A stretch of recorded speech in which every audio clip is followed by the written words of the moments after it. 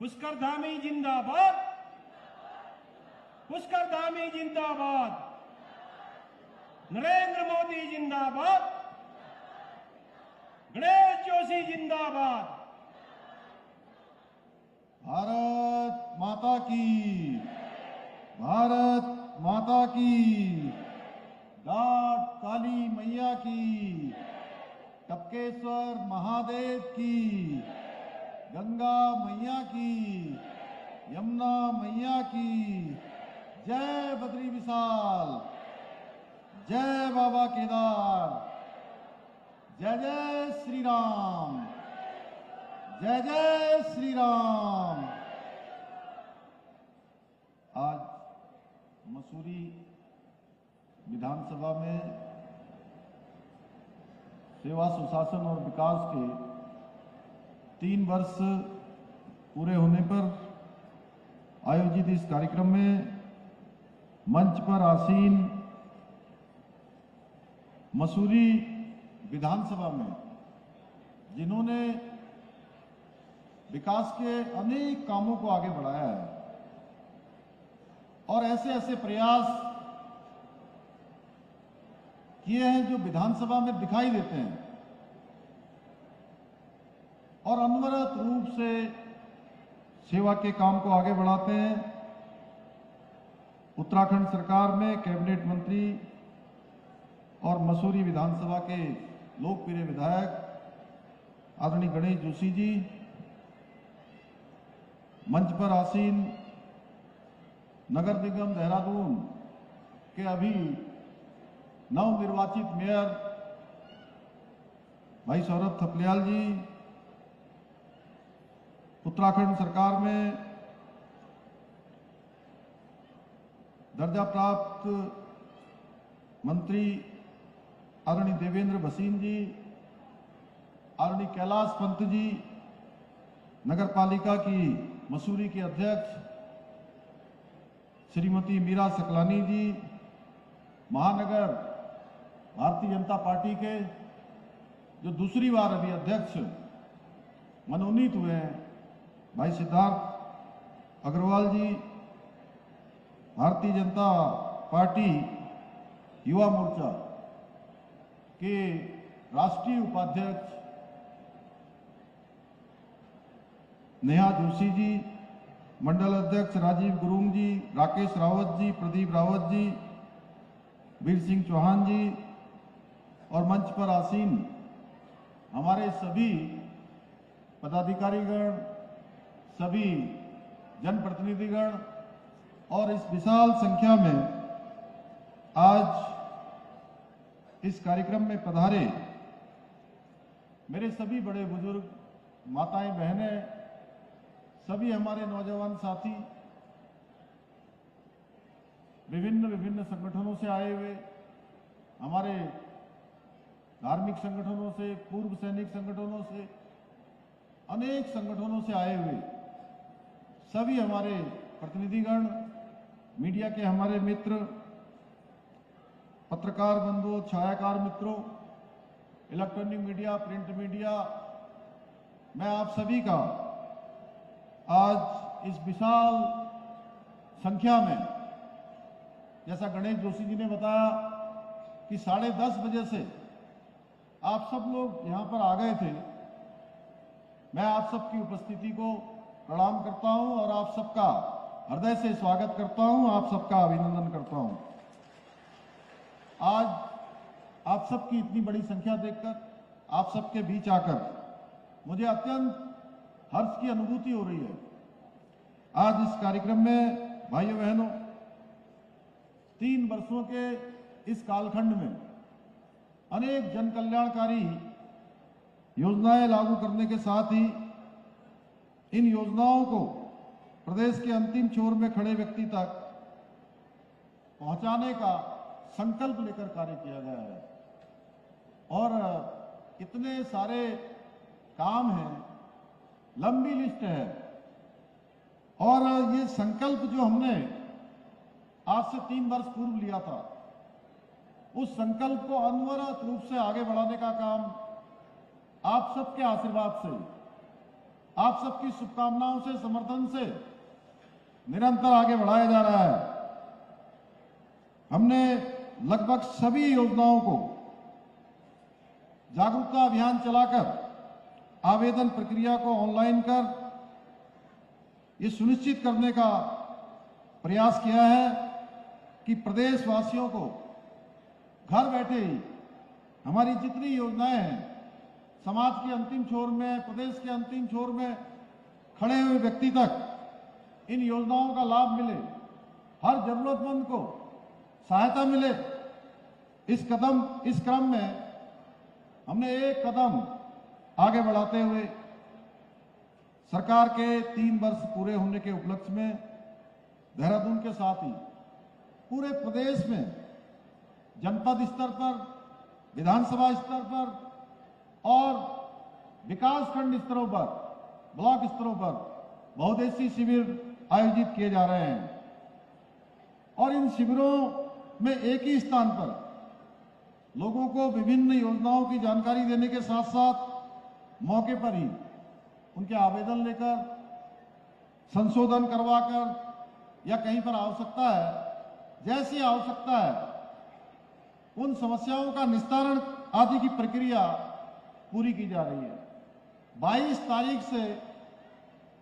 मार्च से ये सप्ताह सेवा सुशासन और विकास का सेवा सप्ताह प्रारंभ हुआ और 30 तारीख तक चलने वाला है। पूरे प्रदेश के अंदर मातृशक्ति ने, नौजवानों ने, बड़े बुजुर्गों ने और हर वर्ग के व्यक्ति ने जिस प्रकार से इन शिविरों में अपनी सहभागिता की है, मैं सच बता रहा हूं, उनका आशीर्वाद हमें और शक्ति दे रहा है और ऊर्जा दे रहा है, आगे बढ़ने के लिए लगातार हमको प्रेरित कर रहा है। भाइयों बहनों, इन शिविरों में जहां एक और मुख्यमंत्री स्वरोजगार योजना, प्रधानमंत्री आवास योजना, पीएम किसान सम्मान निधि योजना, आयुष्मान योजना, वृद्धावस्था पेंशन और नंदा गौरव योजना जैसी अनेक योजनाओं से लोगों को जोड़ा जा रहा है। वहीं राशन कार्ड और आधार कार्ड में संशोधन, संपत्तियों के नामांतरण एवं भूलेख और प्रमाण पत्र संबंधी महत्वपूर्ण सेवाएं भी दी जा रही है। आप सभी को इतनी बड़ी संख्या में आज मैं मसूरी विधानसभा कहूं, देहरादून के आसपास के क्षेत्रों के लोगों को कहूं कि आपकी इतनी बड़ी संख्या देखकर मेरा विश्वास और प्रगाढ़ हो गया है कि जिस उद्देश्यों के साथ हमने इन शिविरों का आयोजन करने का फैसला किया था, हम उन उद्देश्यों की पूर्ति में सफल रहे हैं।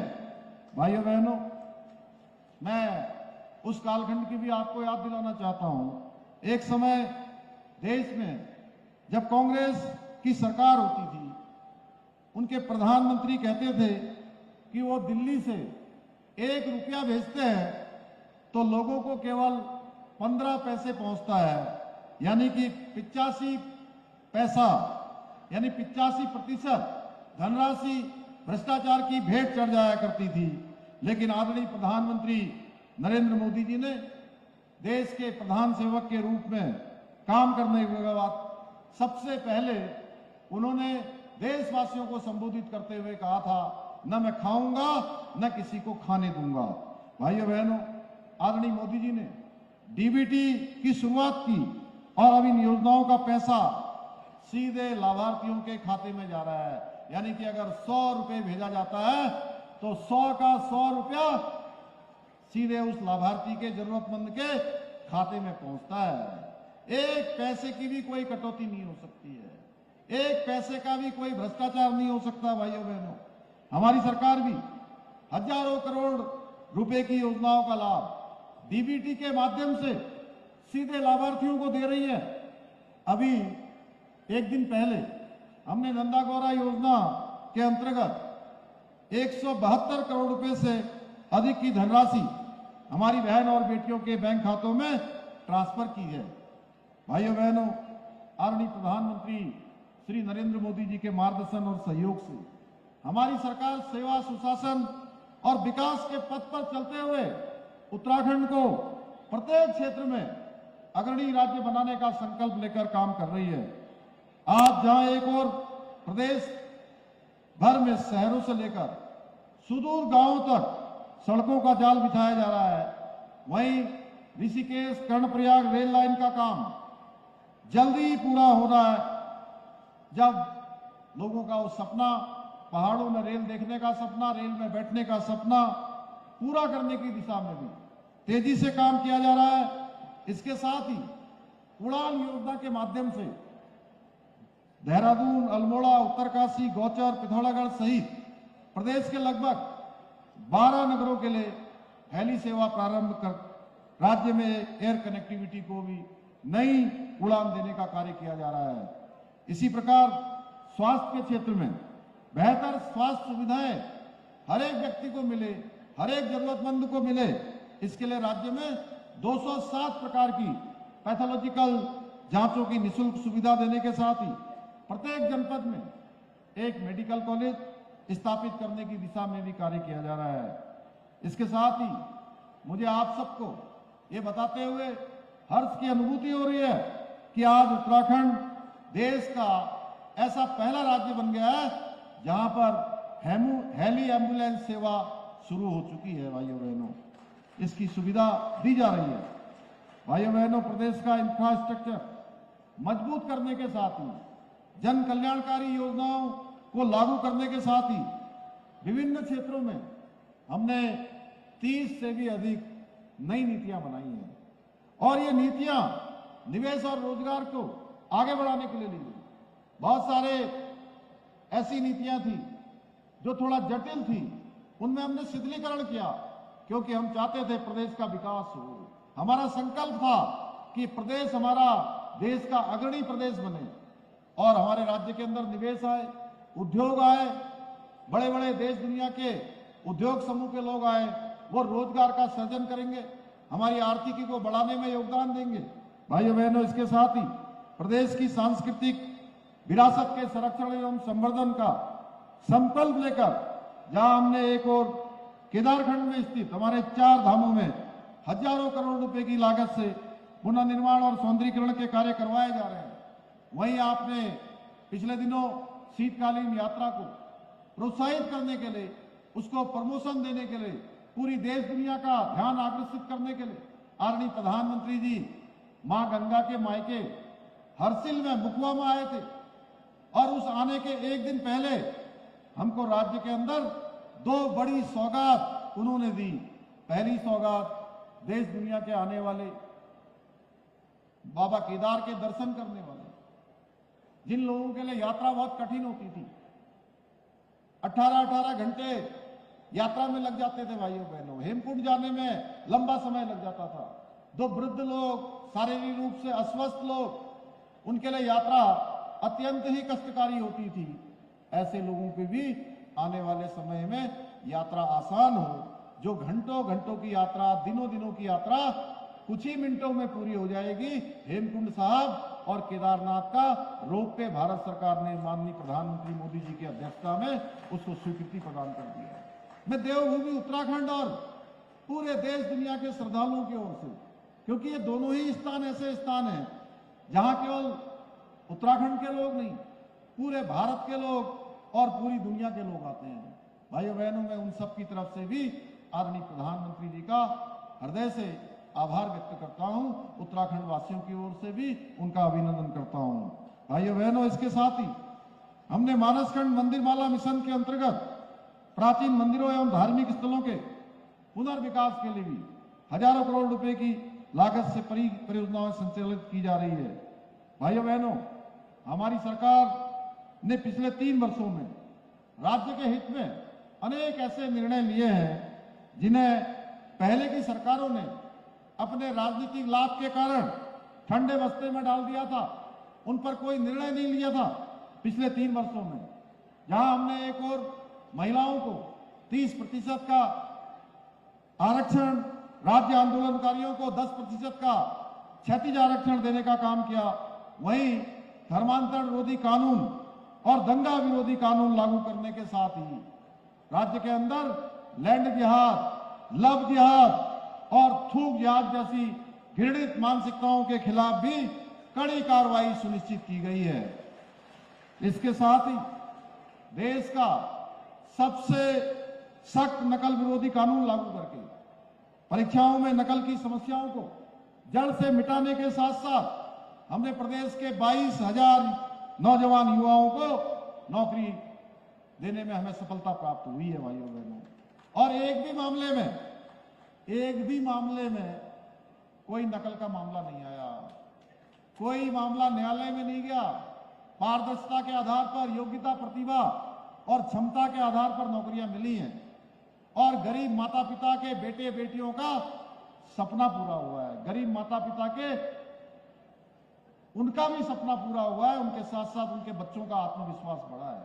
अब नौकरियां जिनको एक भी नहीं मिल रही थी, एक में भी चयन नहीं हो रहा था, ये नकल का कानून बनने के बाद जिनका कई वर्षों से चयन में नंबर नहीं आ रहा था, आज उनका एक साथ एक में हो रहा है, एक में चयन हो रहा है, उसके बाद दूसरे में चयन हो रहा है, फिर तीसरे में हो रहा है, चौथे में हो रहा है। और बहुत सारे तो ऐसे मिले हमको कि जिनका 5-5 परीक्षाओं में एक साथ चयन हो गया भाई। पीसीएस परीक्षा का परिणाम आने के बाद मैं प्रदेश के प्रत्येक जनपद में गया। मैं उत्तरकाशी गया, टिहरी गया, पौड़ी गया, चमोली गया, रुद्रप्रयाग गया, चंपावत, पिथौरागढ़, बागेश्वर, अल्मोड़ा, नैनीताल, उधम सिंह नगर या हरिद्वार, देहरादून, नैनीताल, कहीं की भी बात न करूं भाइयों बहनों, कोई ऐसा जनपद नहीं है जिस जनपद से 5 से 10 की संख्या में एसडीएम या तहसीलदार में जिनका चयन न हुआ हो। और वो केवल और केवल उत्तराखंड के रहने वाले थे। और सबको विश्वास हो गया है कि अब हम पढ़ाई करेंगे, तैयारी करेंगे। गरीब माता पिता को भी विश्वास हो गया है कि अगर हमारा बेटा ठीक प्रकार से तैयारी करेगा, हमारी बेटी ठीक प्रकार से अपनी शिक्षा ग्रहण करेगी, ठीक प्रकार से उसकी प्रिपरेशन करेगी, तो निश्चित रूप से उसका चयन होगा, उसको सिलेक्शन का अवसर मिलेगा। भाइयों बहनों, ये विश्वास लौटा है। आप सोचिए कि नकल माफिया किस कदर राज्य के अंदर हावी थे, किस प्रकार से नकल माफियाओं ने ऐसे होनहार और योग्यता, प्रतिभा, क्षमतावान गरीब माता पिता के बेटे बेटियों का साथ लगातार उनके साथ अन्याय किया। हमने ऐसे नकल माफियाओं को भी जेल की सलाखों के पीछे भेजने का काम किया भाइयों बहनों।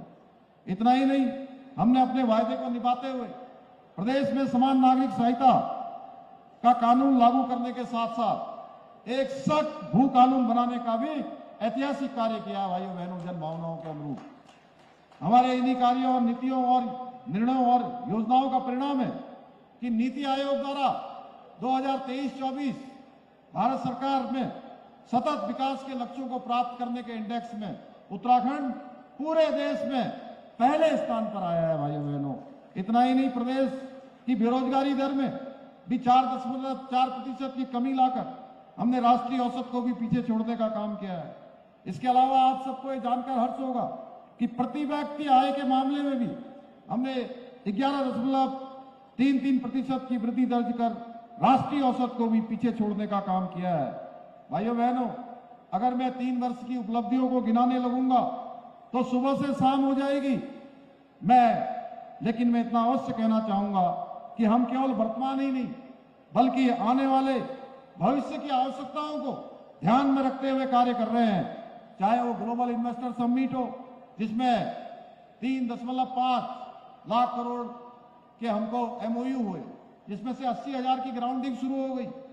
इसके साथ ही साइंस एंड टेक्नोलॉजी के हब के रूप में स्थापित करने की दिशा में कार्य करना हो, पर्यटन के क्षेत्र में काम करना हो, प्रदेश में कनेक्टिविटी को बढ़ाना हो, हम प्रत्येक क्षेत्र में फ्यूचर प्रूफ नीतियां और योजनाओं के साथ आगे बढ़ रहे हैं।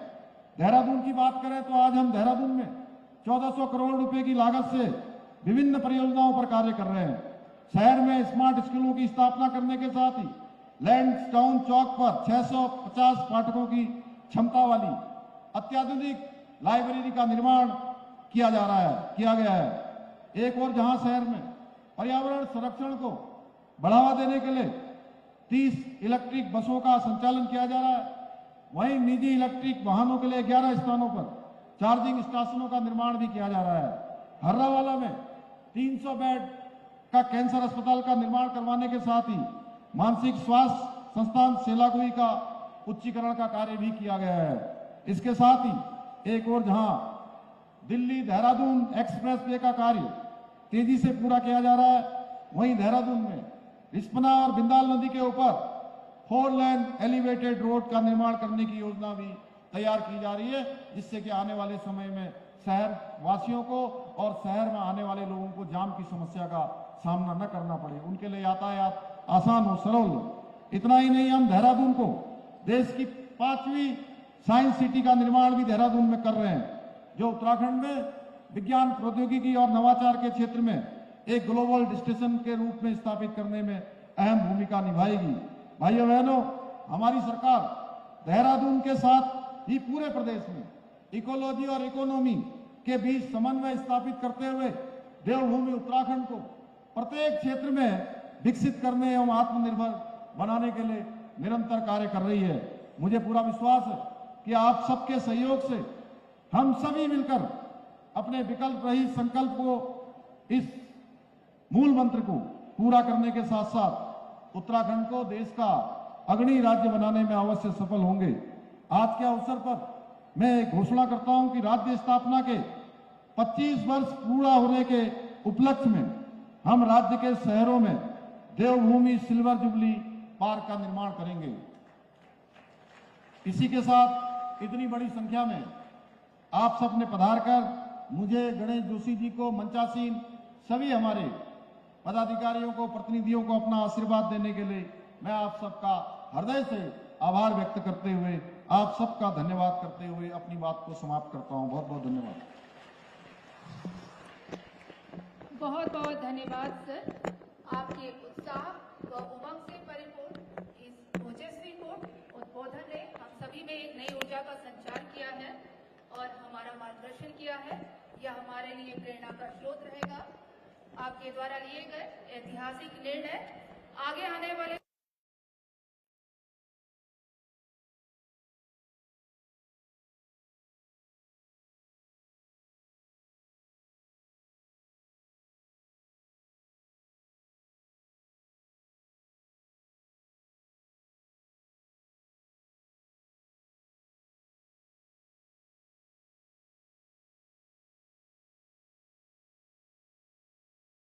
को माननीय मुख्यमंत्री जी, माननीय मंत्री जी और हमारे जो मंच पर उपस्थित अतिथिगण हैं, उनके माध्यम से अनुदान का वितरित किया जाना है।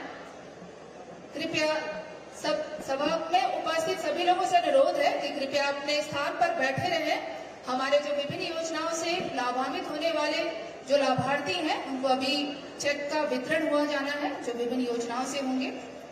इस क्रम में मैं हमारे माननीय मुख्यमंत्री जी से, माननीय कैबिनेट मंत्री जी से, माननीय मेयर, नगर पालिका अध्यक्ष और उपस्थित समस्त अतिथिगणों से अनुरोध है कि सबसे पहले हमारे साथ ग्राम विकास विभाग NRLM से CCL चेक का वितरण होना है। दिशा स्वयं सहायता समूह विकास खंड रायपुर, ग्राम पंचायत चमासारी से मैं मंच पर आमंत्रित करूंगी श्रीमती रोशनी और श्री बिंदु जी को। मंच पर उपस्थित अतिथिगण कृपया हमारे लाभार्थियों को अनुदान वितरित करेंगे इस मंच के माध्यम से।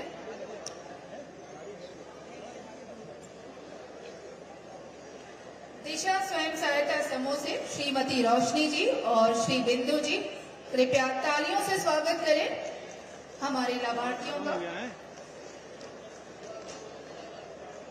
इसके बाद श्रीमती मेघा सिंह जी जो है जागृति स्वयं सहायता समूह विकासखंड सहसपुर से, उनको CCL चेक का वितरण किया जाना है। हमारी अगली लाभार्थी ग्राम विकास विभाग की जागृति स्वयं सहायता समूह श्रीमती मेघा सिंह जी। ग्राम विकास विभाग से ही लीप चेक का वितरण किया जाना है। इसमें वीरांगना CLF विकासखंड सहसपुर से आमंत्रित करूंगी श्रीमती रजनी पवार और श्रीमती विनीता देवी जी को। कृपया मंच पर आए और अपना चेक प्राप्त करें। अगली कड़ी में श्रीमती पवार देवी जो बांदाल घाटी CLF से जुड़ी हुई हैं, विकासखंड रायपुर, कृपया अपना जो अनुदान है वो हमारे माननीय मुख्यमंत्री, माननीय कैबिनेट मंत्री और हमारे जो अतिथिगण हैं उनसे प्राप्त करेंगी। श्रीमती पवार देवी जो बांदाल घाटी CLF से जुड़ी हुई रायपुर से हैं। इसके अतिरिक्त ग्राम विकास विभाग से ही NRLM दीनदयाल उपाध्याय ग्रामीण कौशल योजना के किट वितरण किए जाने हैं। सबसे पहले मंच पे आमंत्रित करूंगी कुमारी दिव्या जी को। कुमारी दिव्या, कृपया अपना दीनदयाल उपाध्याय ग्रामीण कौशल योजना का किट हमारे माननीय मुख्यमंत्री और अतिथिगणों के कर कमलों से प्राप्त करें। कुमारी दिव्या जी और कुमारी रुचि जी।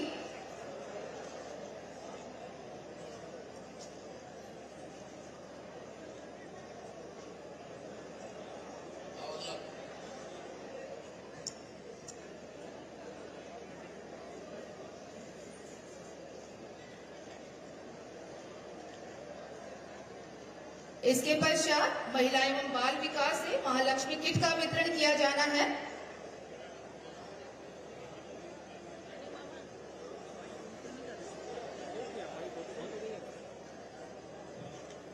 कृपया तालियों से स्वागत और अभिनंदन हमारे सभी लाभार्थियों का।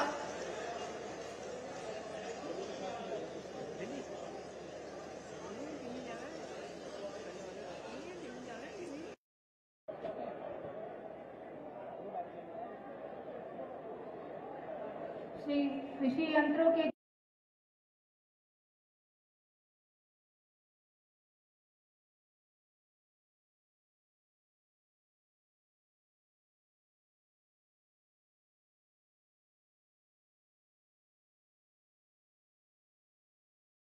किट का वितरण किया जाना है। सबसे पहले मंच पर आमंत्रित करूंगी श्रीमती बबीता सिंह जी को।